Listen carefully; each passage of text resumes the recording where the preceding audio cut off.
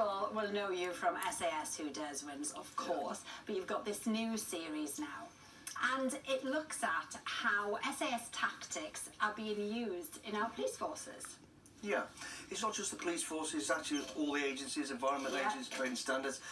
But what it is, it's looking at how they're using them and how they're developing them. We've always used them, to be honest. The military, when I was there with the regiment, we work alongside all the big cities, the police.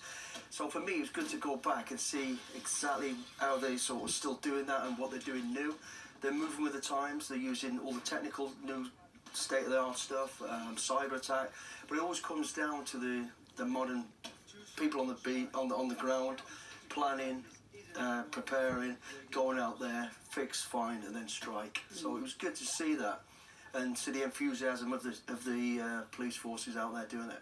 Now, it's not just people on the ground, is it? It's paws on the ground. The service dogs are working very, very hard. And on tomorrow's episode, we're going to see just how vital they are to the force, right? So can you tell us through what they discovered and how you use them? Yeah, I mean, again, since I've been in the military, we've always used dogs, and they've developed with the situation as it changes.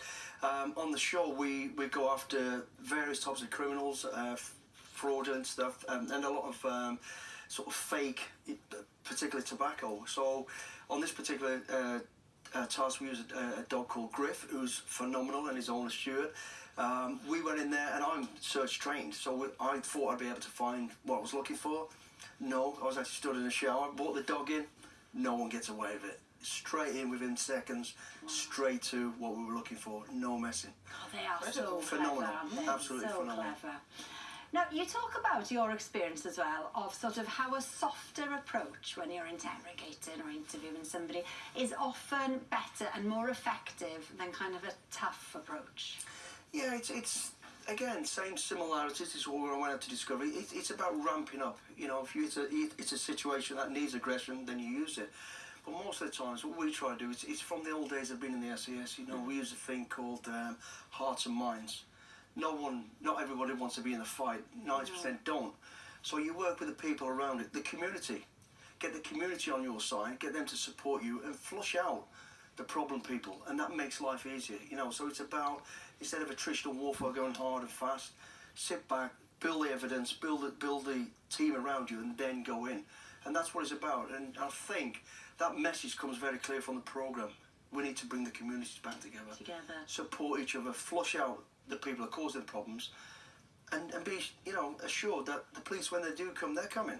They're going to come and support you. So, yeah, it was the same sort of tactics that we've used many times before. Now, in this series, we learned that you've been a bodyguard to the stars. We're talking Angelina Jolie, Tom Cruise, the list goes on. What goes through your mind when you're looking out for people with that stature? Again, going back to what we said at the start, you know your client, see what their threats are, because as much as you think everybody likes you, they don't. Find out who don't like you. If there's a certain group of people, then you're looking out for that sort of people being around. Or if you think about a celebrity, people have come for a reason, because generally they like them. So if you're looking at a crowd of people, you're expecting everybody to be smiling. So as you look through the crowd, the person that ain't smiling, showing a different demeanour, that's where the problem is. So it's about identifying that and then either scooting around it or doing something about it. I'd be paranoid now. I'm going to start smiling. I'd be looking at everybody go, oh, they look miserable. Now, we hear that you struggled a bit to keep up with Tom Cruise's love life. Is this true, Billy? I didn't struggle to keep up with it, I dragged it along with me. Go on. I think the story you're asking about is, I looked after Tom one time out in Rome. I'll keep it short for you. I went out and met him, didn't know a lot about his sort of ongoings, who he was with. Asked him what the situation was. I turned up and there's a massive crowd outside the hotel, which I'm on my own, so I said, listen, stay close to me. Whatever happens, let me deal with it. We're walking in through the crowd to the front of the hotel, and a situation happened where I didn't have time to turn and do anything about it, so I grabbed Tom, tried to get him around the shoulder, but ended up in a headlock, stepping into the front door of the hotel, and something blue came from the right, which I didn't know what it was, attacking us. So I grabbed this other head. I'm now going into the hotel with two heads. One's Tom Cruise, and then he tells me, oh, Billy, meet Penelope, my girlfriend. As in Penelope Cruz? Penelope Cruz. Wow. And you know she's telling that story. Yeah, did she forgive you? Eventually she did. That's another story. Yeah. But, Brilliant. One for her. Oh. Billy, thank you so very much. And SAS, Catching the Criminals.